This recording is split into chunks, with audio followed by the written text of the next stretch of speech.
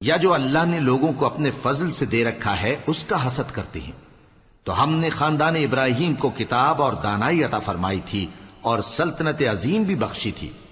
پھر لوگوں میں سے کسی نے تو اس کتاب کو مانا اور کوئی اس سے رکا رہا، تو ان نہ ماننے والوں کے لیے دوزخ کی جلتی ہوئی آگ کافی ہے۔ جن لوگوں نے ہماری آیتوں سے کفر کیا ان کو ہم عنقریب آگ میں داخل کریں گے۔ جب کبھی ان کی کھالیں گل جائیں گی تو ہم ان کو اور کھالیں بدل کر دیں گے تاکہ ہمیشہ عذاب کا مزہ چکھتے رہیں۔ بے شک اللہ غالب ہے، حکمت والا ہے۔ اور جو لوگ ایمان لائے اور عمل نیک کرتے رہے ان کو ہم بہشتوں میں داخل کریں گے جن کے نیچے نہریں بہ رہی ہیں، وہ ان میں ہمیشہ ہمیشہ رہیں گے۔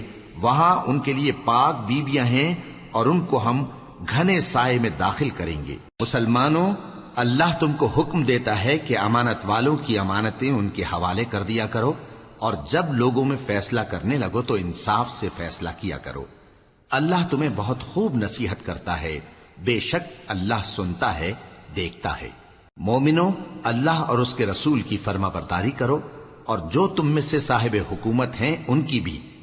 پھر اگر کسی بات میں تم میں اختلاف واقع ہو تو اگر اللہ اور روز آخر پر ایمان رکھتے ہو تو اس میں اللہ اور اس کے رسول کے حکم کی طرف رجوع کرو۔ یہ بہت اچھی بات ہے اور اس کا انجام بھی اچھا ہے۔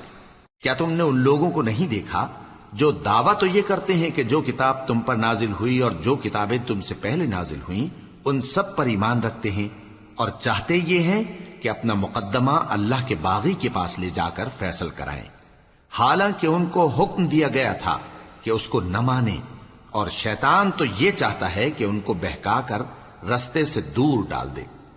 اور جب ان سے کہا جاتا ہے کہ جو حکم اللہ نے نازل فرمایا اس کی طرف رجوع کرو اور پیغمبر کی طرف آؤ، تو تم منافقوں کو دیکھتے ہو کہ تم سے گریز کرتے اور رکے جاتے ہیں۔ پھر کیسی ندامت کی بات ہے کہ جب ان کے اعمال کی شامت سے ان پر کوئی مصیبت واقع ہوتی ہے تو تمہارے پاس بھاگے آتے ہیں اور قسمیں کھاتے ہیں کہ واللہ ہمارا مقصود تو بھلائی اور مصالحت تھا۔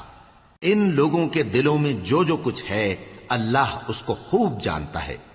تم ان کی باتوں کا کچھ خیال نہ کرو اور انہیں نصیحت کرو اور ان سے ایسی باتیں کہو جو ان کے دلوں میں اثر کر جائیں۔ اور ہم نے جو پیغمبر بھی بھیجا ہے تو اسی لیے بھیجا ہے کہ اللہ کے فرمان کے مطابق اس کا حکم مانا جائے۔ اور یہ لوگ جب اپنے حق میں ظلم کر بیٹھے تھے، اگر تمہارے پاس آتے اور اللہ سے بخشش مانگتے اور پیغمبر بھی ان کے لیے بخشش طلب کرتے تو اللہ کو معاف کرنے والا، بڑا مہربان پاتے۔